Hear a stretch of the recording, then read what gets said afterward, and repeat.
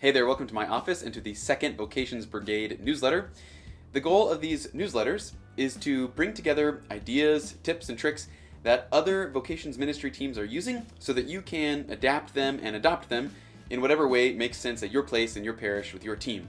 So I hope it's a service to you and to the diocese. In the coming up section, you'll see that there's still time to sign up for Camp Cristo Rey, but also for the two vocations events that happen on the 13th of July, the mother-daughter cookie decorating event and the father-son fishing event. I do hope that people will come from all over the diocese to attend these events, but I also hope that these events will serve as a model for something that you could replicate at your own parish or in your own deanery or in your own cluster of parishes, whatever makes sense for your area. But there's already, in fact, one parish I know that is taking the idea and adapting it to be a father-son baseball barbecue night. So that's fine. The whole goal is just to bring parents with their children into a moment of leisure and then introduce to them maybe for the first time or just in a small way this idea of vocational discernment. So like for the father-son fishing event, last year Father Ben Green gave a short primer on what it is to listen to God's call and what it is to help your son listen for God's call. So maybe you could do something like that at your parish, and if you need to test it out, to do an experiment first, do some research, come and attend the ones here in Dodge. There's a little bit in this email about Father Jack. I would just like to say how grateful I am for Father Jack Mays and the way that he helped me discern at a time in my life when I was really confused. I did not know what God was calling me to be. And I'd like to point out the model he used, which was, first of all, to listen to me with incredible patience as I rambled on and on about all that I was trying to navigate.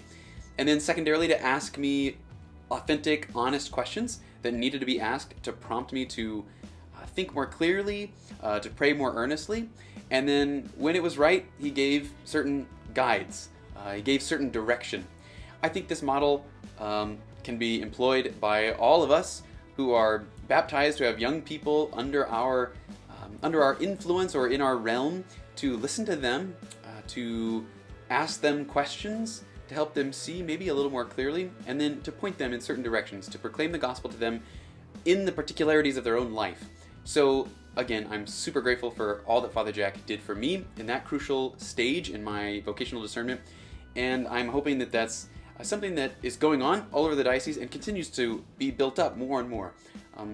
People who are already in their vocations helping younger people discern their vocations. And lastly, you'll see the table there with all the parishes listed and a green check mark if I know that you have a ministry team in place, or if your parish has submitted some names for who those people would be on your team. If there's no check mark, then I still don't know of a team existing there, so I'm hoping to build that out, to fill it all the way up, and then to continue to move along together, all of us vocation ministry team members advancing this cause of vocational discernment in our diocese. Thanks so much. God bless.